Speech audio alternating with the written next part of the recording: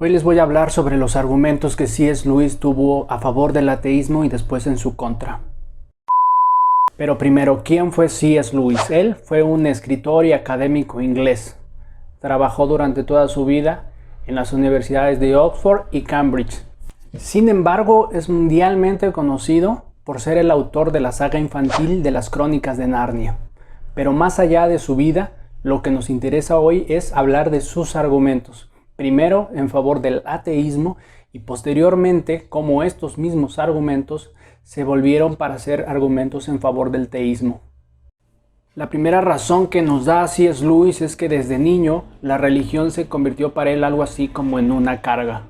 Esto de hacer oraciones, de ir a la iglesia, se convirtieron en una especie de obligación, algo que no disfrutaba. Y al final era natural más bien sentir una predisposición a dejarlo que a mantenerse. La segunda razón que nos da proviene de la psicología. Freud nos enseñó que muchas de nuestras creencias no son racionales, sino que pueden ser manifestaciones de nuestros deseos. En otras palabras, podríamos creer en Dios no porque Dios verdaderamente exista, sino porque deseamos que exista. En tercer lugar, nos cuenta que desde muy pequeño descubre que la vida está llena de dolor y de injusticia. A los 9 años, su mamá muere de cáncer. Él se dedica a orar con fervor y a pesar de eso, Dios no hace nada.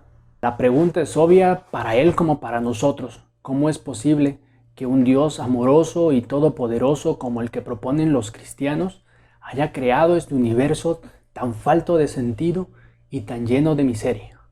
En palabras de Lucrecio, Lewis recoge en su biografía la siguiente cita: si Dios hubiera creado el mundo, no sería un mundo tan frágil e imperfecto como el que vemos. Pues bien, con estas razones y argumentos, Lewis se hace ateo y se mantiene en esta posición desde los 15 años hasta alrededor de los 30. Sin embargo, una serie de acontecimientos lo llevan a reconsiderar su posición.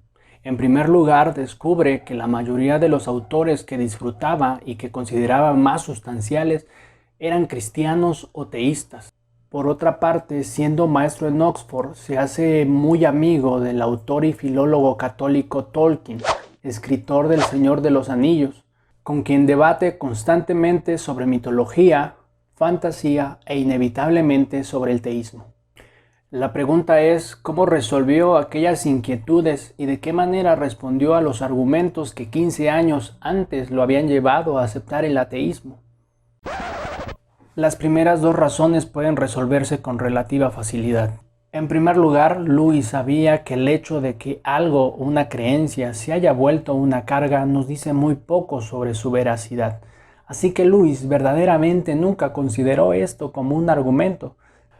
A primera vista, el argumento de Freud puede parecer concluyente, pero basta un poco de análisis para darnos cuenta que no lo es en absoluto. Si él decía que las personas creían en Dios porque deseaban que existiera, alguien podría reclamarle a él que él creía que Dios no existía porque deseaba que no existiera. Pero ¿qué puede decir ante la realidad de una vida que se nos presenta constantemente como cruel, injusta y sin sentido? Lewis sabía que una de las primeras consecuencias de que Dios no existiera es que tampoco existen los valores morales. No tenemos con qué comparar. El universo no tiene propósito. No hay bueno, ni malo, ni injusto. Claramente este es un argumento que tiene serios problemas consigo mismo. Si asumes que esas nociones de justicia son verdaderas, tienes que explicar de dónde vienen, y si las niegas, entonces no puedes construir un argumento.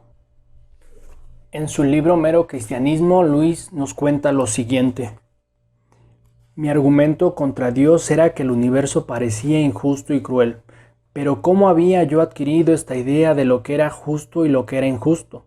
Un hombre no dice que una línea está torcida a menos que tenga la idea de lo que es una línea recta. ¿Con qué estaba yo comparando este universo cuando lo llamaba injusto? Si todo el tinglado era malo y sin sentido de la A a la Z, por así decirlo, ¿por qué yo, que supuestamente formaba parte de este tinglado, me encontraba reaccionando tan violentamente en su contra? Un hombre se siente mojado cuando cae al agua porque el hombre no es un animal acuático. Un pez no se sentiría mojado. Por supuesto que yo podía haber renunciado a mi idea de justicia diciendo que esta no era más que una idea privada mía, pero si lo hacía, mi argumento en contra de Dios se derrumbaba también. Ya que el argumento dependía de decir que el mundo era realmente injusto y no simplemente que no satisfacía mis fantasías privadas.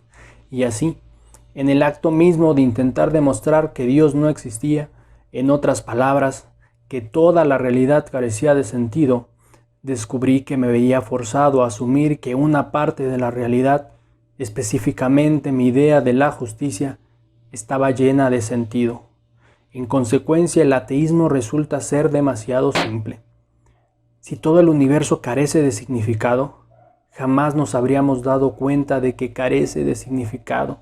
Del mismo modo que si no hubiera luz en el universo, y por lo tanto ninguna criatura tuviese ojos, jamás habríamos sabido que el universo estaba a oscuras. La palabra oscuridad no tendría significado. Ya sea que estemos de acuerdo o no con el argumento, hay muchas cosas que podemos aprender de Lewis. Quizá la más importante sea a cuestionar nuestras creencias y argumentos, estar dispuestos a analizar nuestras formas de ver el mundo y tratar de ser coherentes y congruentes con ellas.